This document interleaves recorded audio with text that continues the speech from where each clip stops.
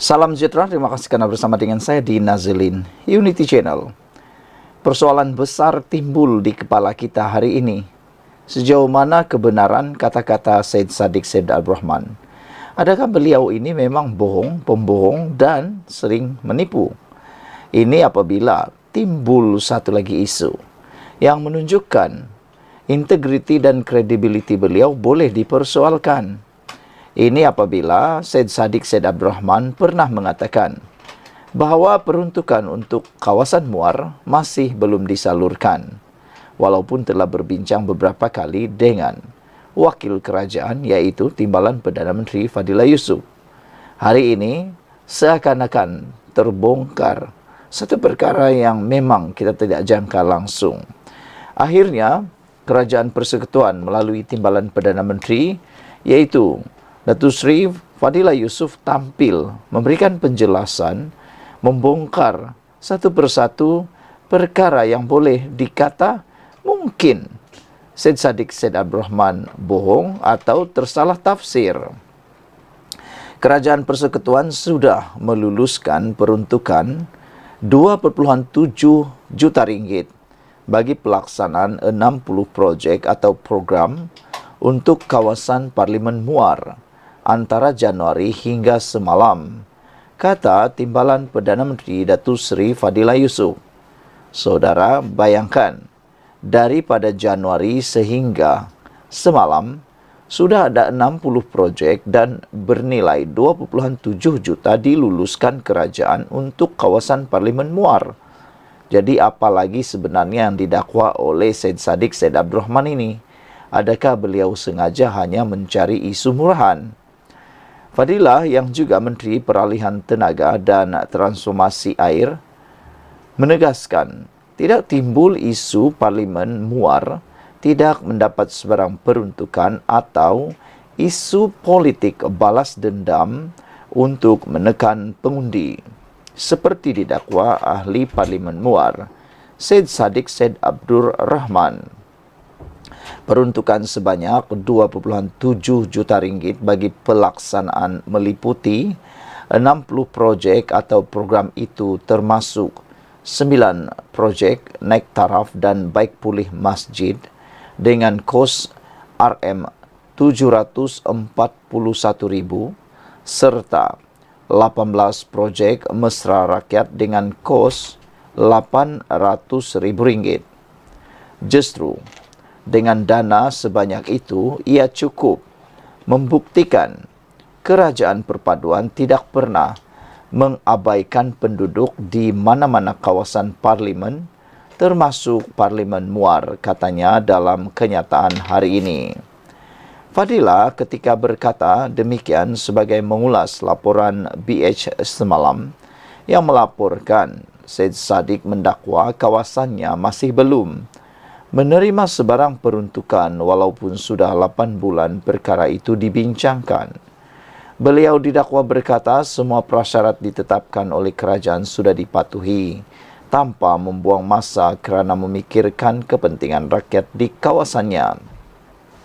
Bekas Menteri Belia dan Sukan itu turut mendakwa beliau memaklumkan sudah 2 kali berjumpa dengan Fadillah, selain turut menghantar 3 surat dan di luar kerangka rasmi rundingan menyatakan sudah berjumpa dengan beberapa pemimpin tertinggi kerajaan.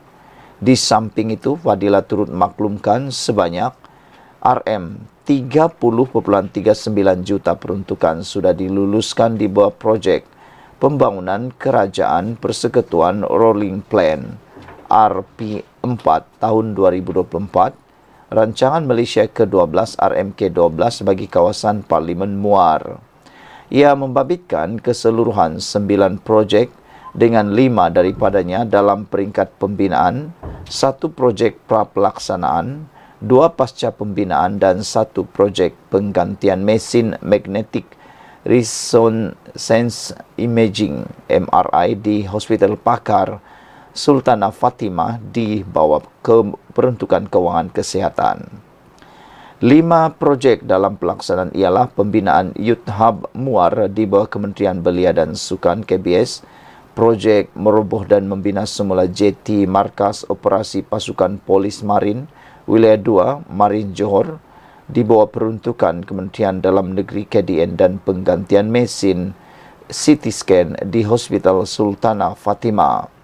Dua lagi dalam pelaksanaan ialah di bawah Kementerian Perumahan Kerajaan Tempatan iaitu Medan Selera, Jeti Pekan Pancur Muar dan Medan Selera Asam Pedas Parit Jawa Muar katanya. Sekian dulu untuk kali ini. Jangan lupa tinggalkan komen anda. Sila tekan butang subscribe. Kita jumpa lagi. Bye-bye.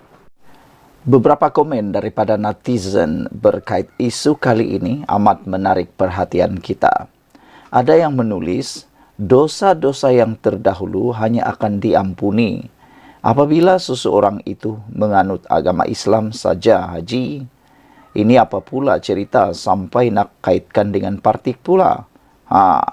Ikuti terus ulasan kali ini kerana ianya berkaitan dengan perkara tersebut. Ada juga netizen memberikan komen di Black Hawk kata di Malaysia kini, percaya pada lebay-lebay PAS, umpama percaya 8,481 boleh terbang jika diberi makan makanan ada logo halal. Ada juga netizen kata, Yellow Kite kata, 1 jari tunjuk ke orang, 3 jari tunjuk ke diri sendiri. Banyak kanak-kanak atau remaja Muslim membantah kepada cara PAS menerjemah Islam, kata Yellow Kite. Common Sense kata, gua cayalah. Save the Nation kata, kalau negara ditabir oleh walaun-walaun ini, macam inilah yang jadi. Tak ada juga yang akan terikut-ikut membuta tuli, kata Save the Nation. Apa cerita sehingga beberapa netizen ini mengeluarkan kenyataan komen yang begitu? Ini apabila PAS kata Islam menang, dosa lampau diampun. Inilah yang menjadi sangat panas. Kemenangan Islam dalam pilihan raya akan menyebabkan dosa-dosa golongan terdahulu diampunkan. Seperti dinyatakan Allah di dalam Al-Quran, kata timbalan Presiden PAS, Tuan Ibrahim Tuanman, tampil menjelaskan. Memetik sirah kemenangan Rasulullah, Tuan Ibrahim berkata, keampunan ilahi disebabkan berlakunya perubahan kepada pentadbiran yang menghapuskan maksiat yang telah dibenarkan oleh pentadbiran terdahulu. Allah menjelaskan kemenangan Islam. Tujuan pertama dan besar ialah kerana Allah nak ampun dosa yang dulu dan dosa yang kemudian. Dengan kemenangan Islam, kita boleh betulkan dasar yang tak betul, kemungkaran yang dibenarkan zaman dulu. Contohnya perjudian, katanya dilapor Harakah Delhi hari ini. Bagaimanapun, laporan Harakah Delhi tersebut kemudiannya telah dipadamkan. Menurut laporan itu, Tuan Ibrahim selanjutnya dipetik berkata, premis perjudian wujud kerana kelulusan diberi oleh pemimpin yang berkuasa dengan mendapat kuasa melalui pilihan raya. Malah katanya, pemimpin itu mendapat kuasa hasil sokongan rakyat terdahulu yang menyebabkan semuanya bersokongkol dengan maksiat itu. Macam mana kita nak menghentikan? Kita berjuang. Bila kita menang, kita tutup premis perjudian supaya dosa tadi terhenti. Bukan saja dosa yang dahulu diampun oleh Allah, tetapi juga dosa dan dosa yang akan datang. Katanya, disko tak tutup terus. Tuan Ibrahim yang juga bekas Menteri Air dan Alam Sekitar turut memberikan contoh. Perubahan dilakukan PAS selepas berjaya mengambil alih pentadbiran negeri Kelantan sebelum ini. Jelasnya, pentadbiran baru itu telah menyemak semula dan menghentikan dasar-dasar yang bercanggah dengan Islam. Mana yang tak bercanggah kita benarkan. Ada proses-proses yang kita alami. Demikian juga kita menang di Terengganu. Kita tak tutup terus bar, disko, kelab malam. Tetapi kita ada proses, ada kaedah-kaedah yang kita buat. Ada aulawiyat katanya. mana yang perlu utama dulu, mana yang perlu kemudian. Sebab kena teliti, kena hati-hati katanya. Allah bila mana mengharamkan arak ada 3 peringkat. Demikian juga Allah dalam waktu menetapkan sesuatu hukum, ia tidak akan mengejut tiba-tiba saja. Katanya ketika berucap merasmikan mesyuarat agung PAS kawasan Port Dickson semalam. Saudara-saudara sekalian, apabila PAS mengatakan Islam menang, dosa lampau diampuni, inilah yang menimbulkan pelbagai komen daripada netizen, sehingga kan ada yang kata, ini apa pula cerita, sampai nak kaitkan hal diampun dosa dengan parti pula. Kata Oasis, dosa-dosa yang terdahulu hanya akan diampuni apabila seorang itu menganut agama Islam aja haji, kata Oasis. Ada yang kata Black Hawk pula kata, percaya pada lebay-lebay PAS, umpama percaya 8.481 boleh terbang jika diberi makanan ada logo halal, kata Black Hawk. Ada yang kata, gua cayalah. Sekian dulu untuk kali ini. Jangan lupa tinggalkan komen Anda tentang isu kali ini. Ada juga yang berkata, jadi dosa dulu Pak Lebay beri rasuah bagi menang pilihan raya akan terpadam. Sekiranya PAS menang pilihan raya akan datang. Lawak si Pak Man Teloni, kata Sami Velu. Sekian dulu, kita jumpa lagi. Bye-bye. Salam sejahtera, terima kasih kerana bersama dengan saya di Nazilin Unity Channel. Nampaknya parti Bersatu kian tenat dan mungkin tiada harapan untuk mendapatkan semula 6 kerusi parlimen yang mau dikosongkan itu. Hari ini, seorang lagi pakar menyatakan bahawa sukar bagi Bersatu untuk mendapatkan pengisytiharan kekosongan kerusi. Pastinya ini satu tamparan yang sangat hebat, tamparan padu maut untuk Parti Bersatu. Jadi akhirnya Parti Bersatu terima tamparan padu maut. Parti Pribumi Bersatu Malaysia Bersatu dilihat sukar untuk menyatakan 6 kerusi parlimen dan 1 kerusi Dewan Undangan Negeri DUN adalah kosong selepas 6 ahli parlimen dan seorang adun digugurkan keahlian kerana gagal memberi jawapan berkaitan surat arahan bertulis Majlis Pimpinan Tertinggi MPT untuk menzahirkan ikrar taat setia kepada parti itu. Pensyarah Pusat Perdana Fakulti Teknologi dan Informatik Razak Universiti Teknologi Malaysia UTM, Profesor Madya Dr. Mazlan Ali berkata, ini kerana isu 6 ahli parlimen dan seorang adun itu membabitkan aspek perundangan dan teknikal yang tidak jelas. Saya fikir ia berkait dengan undang-undang sebab tidak jelas sekarang ini. Adakah ahli parlimen dan seorang adun itu gugur? Pertama, perkara 49 dalam kurungan E, Akta Anti Lompat Parti itu ada kelompangan dan tidak begitu jelas. Adakah otomatik dia boleh gugur keahliannya? Ini kerana pindaan yang dibuat oleh Bersatu itu agak lewat. Ada isu retrospektif di situ.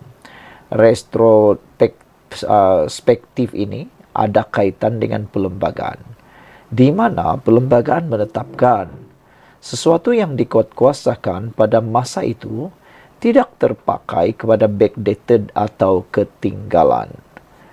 Mereka, 6 ahli parlimen dan seorang adun ini, keluar sebelum perlembagaan Bersatu dipindah, katanya kepada Harian Metro hari ini. Mazlan turut mempersoalkan adakah perkara yang dilakukan Bersatu kepada 6 ahli parlimen dan seorang adun itu terpakai kerana pindaan perlembagaan parti itu dibuat selepas mereka menyatakan sokongan kepada Perdana Menteri Datuk Seri Anwar Ibrahim. Kedua, katanya, pengisytiharan kekosongan kerusi di Parlimen adalah merupakan kuasa Speaker. Adakah Speaker akan mengisytiharkan kerusi itu kosong? Itu satu isu juga. Ini kerana Speaker daripada legislatif, katanya. Mazlan berkata, sekiranya Bersatu mahu membawa isu 6 ahli parlimen dan seorang adun itu ke mahkamah bagi membolehkan kekosongan kerusi dilakukan, ia akan membawa kepada masa perbicaraan yang lama. Katakanlah, Mahkamah Tinggi putuskan mereka gugur selepas 1.5 tahun. Ia ada proses di Mahkamah Rayuan pula. Mungkin memakan masa 8 bulan. Kemudian, Mahkamah Rayuan kata kosong pula dan ada satu lagi, Mahkamah Persekutuan. Perkara ini akan ambil masa beberapa tahun. Selepas 3 tahun usia Parlimen, kalau betul gugur, dia tidak boleh ada pilihan raya. Bersatu tak akan dapat kerusi itu. Dan Kerajaan Persekutuan mungkin akan melantik 6 ahli parlimen itu menjadi penyelaras di kawasan itu. Di situ, katanya. Saudara-saudara sekalian, penjelasan yang cukup jelas ini memberitahu kita bahawa susah atau sukar sebenarnya Bersatu untuk mendapatkan pengisytiharan kekosongan kerusi itu. Jadi secara tidak langsung, bolehlah kata kerusi ini masih kekal selama-lamanya untuk mereka 6 orang. Sekian dulu untuk kali ini. Jangan lupa tinggalkan komen Anda. Ikuti terus ulasan selepas ini.